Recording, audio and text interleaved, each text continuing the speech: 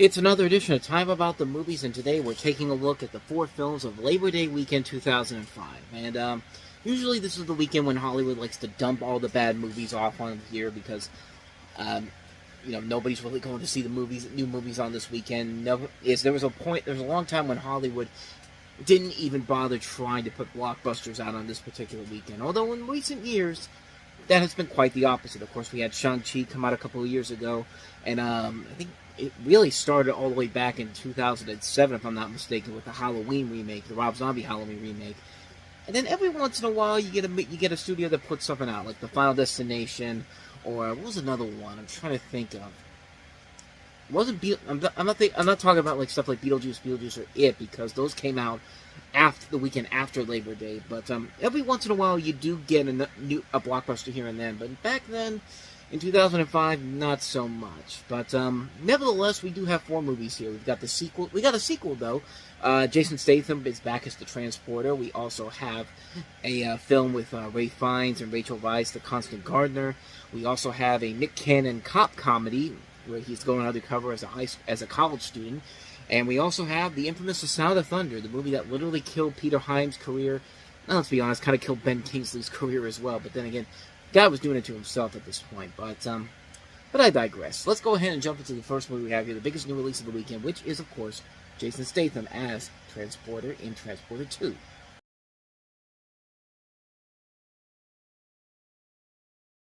I love how the first time Frank Martin realizes something is wrong at this place is that he sees the nurse with the sexy lingerie on, and all of a sudden he automatically assumes that something is not right, and of course, he's absolutely right on that. Like, if you're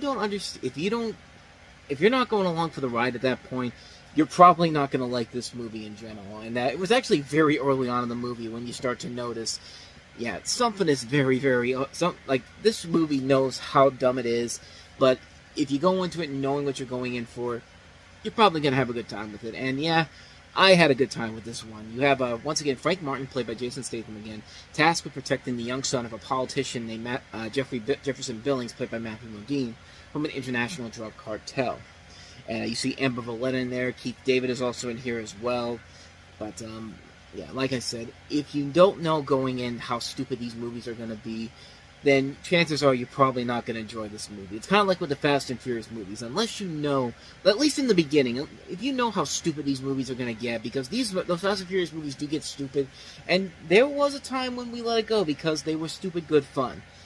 And then they kind of ruined it, starting with the 8th Fast and Furious movie, and yeah, at least with the Transporter movies, they know how stupid they really are. They know how ridiculous they are.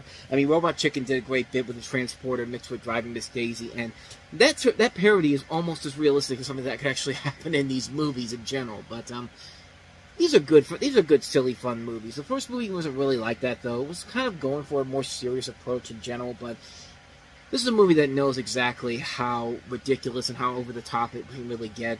But the action sequences are a ton of fun. Jason Statham is great once again as Frank Martin.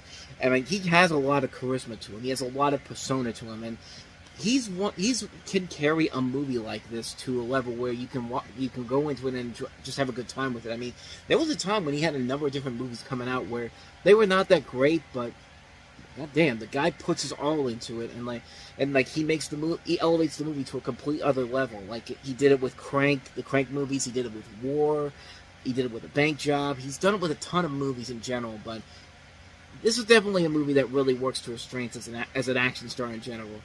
The script is a mess. There's no denying that the script is a mess. The logic makes no sense whatsoever.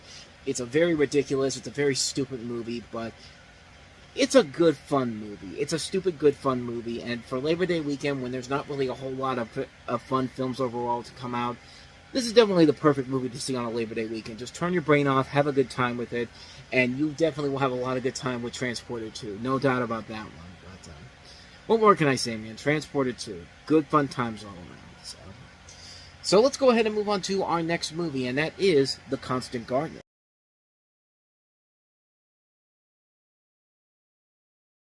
Director Fernando Meirelles' follow-up to City of God, and in this movie, based off the novel by John le Carre, you have a man named Justin Quayle, who's a British diplomat in Kenya, played by Ray Fiennes, trying to solve the murder of his wife Tessa, Rachel Weisz, an amnesty activist, alternating with many flashbacks telling the story of their love. And, you know, just like with City of God, this is a very good movie with a lot of great talent involved. You know, of course, Ray Fiennes and Rachel Weisz are great actors all around. You got Danny Houston in here, Bill Nighy, Pete Postlethwaite, and it's a really intriguing movie in general. And, you know, it's a film that really is an engaging storyline. Like, you do get caught up in this mystery, and you wonder where it's going to go. Like, what direction is it going to take, and what the end result is going to be. And it's a very good movie, and it plays to the strengths of this director, who did a very good job with City of God beforehand.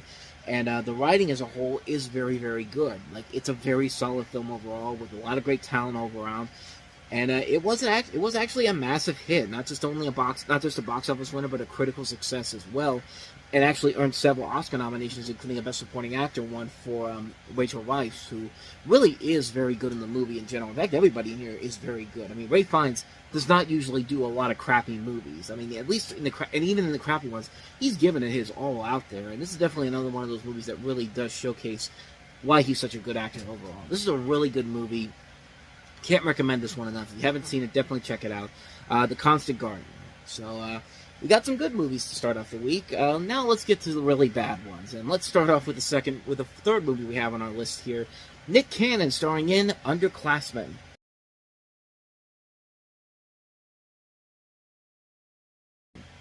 By the way, Nick Cannon was 23. Is supposed to be a 23-year-old in this movie, so really is not that close of an age bracket in general here. But the bottom line of the story is that, you know, you have a young detective going undercover at an elite prison school. Good lord, an elite private school to destroy an international stolen car ring. Now, what's interesting about this movie is that this was originally supposed to be released in 2004. But there was a lot of things going on behind the scenes, especially with Dimension Films and Miramax, because, you know, this was the time of the infamous Disney Miramax split when it reached its critical height, and thus the film had actually remained in the vaults at Miramax unreleased during the time of its uncertainty. And when the Disney and Miramax divorce was finally complete, numerous films under the Miramax and Disney label were actually finally released, but most of them did not make a ton of money, and yeah, this one really did not. If you want to know how delayed this movie really was, the same director who made this movie just made a movie we actually just talked about not too long ago called Pretty Persuasion, which was a much better movie. This was not. This is just a MTV/WB version of something like Beverly Hills Cop, or even a lamer version of 21 Jump Street. Not the good 21 Jump Street movies, the TV series from the 80s, 21 Jump Street. But yeah, this is not a very good movie. This is a pretty lazy film.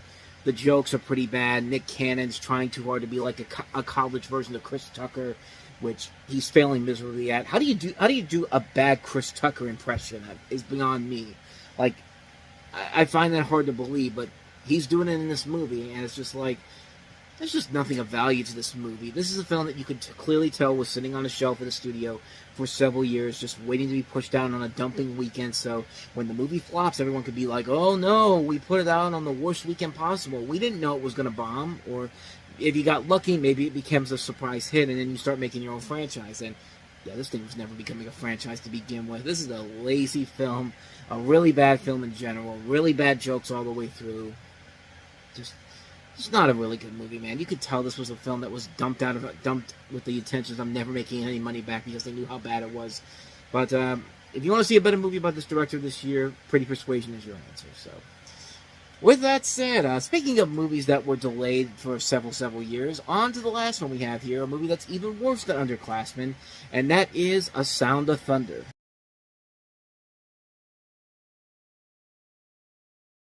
A movie that not only killed franchise pictures as a whole pretty much. I mean, they only had 2 other movies coming out over the course of the next 2 years at that point, and neither one of them made any money. But this was the last one produced by Warner Brothers. It wasn't only the worst movie one of the worst movies they had done, but this is the worst movie that Peter Hyams had done, and his career pretty much ended with this film in general. But this is based off the classic Ray Bradbury storyline and follows a group of time tourists who accidentally interfere too much with the past, completely altering the present. I mean, you could have just taken the advice of Grandpa Simpson, what he told his son on his wedding night. You know, if you ever go back in time, don't step on anything, because even the slightest change can alter the future in ways you can't imagine. Why he decided to tell him this on his wedding day, I don't know, but hey, it worked for Homer in Time and Punishment, eventually. But yeah, this is a pretty bad movie. This is just a lousy film with some really bad special effects in general. And hey, this was a film that was in production for 3 years. This started shooting back in 2002. Didn't get a release until September of 2005. That should tell you everything you need to know about how bad this movie is. You know what? You want to know how bad this movie is? They were making video games off of this movie, and a game for the PlayStation 2 and Xbox were supposed to be released in 2003, but got canceled. They finally released a Game Boy Advance version of this in 2005. And it was supposed to be an overhead shooter game, because that's what I think of when I think of the story of A Sound of Thunder. Like, this story could make for a very interesting movie and make for a very entertaining film, but not with Franchise Pictures involved, not with a company that gave us such classics as Driven and Ballistics X vs. Ever. No sirree, Bob. No, not them. Yeah, they're going to find a way to completely dismantle this movie in general, and if they're not going to be the ones to do it, Ben Kingsley will do it. It's because he's trying to slowly but surely kill whatever's left of his career at this point. You know, just when you thought a movie like Thunderbirds was bad, here's maybe probably... No, I take that back, because he was in The Love Guru. I was going to say, this is his worst movie he's ever done. No, The Love Guru is the worst possible thing he's ever been involved in. But this is a close second, though. I mean, at least in this one, he's not pissing into like a gong like he's doing in The Love Guru. I think that's what he was doing there. But The Love Guru is just a terrible movie. We'll eventually get into that cinematic masterpiece of garbage in about 3 years' time when we get to 2008. But until then, this is the worst thing he's done. Until we get to The Love Guru. But, yeah, I wish I had more to tell you, but, yeah, this movie is complete garbage. It's a very bleak film. It looks so bad. The special effects are terrible. The action is terrible. The thriller aspects are not there. This is just a terrible, terrible movie. Avoid this one like the plague. A Sound of Thunder, just, if you hear it, just go away. Just run away as fast as you can, and, yeah, just avoid it.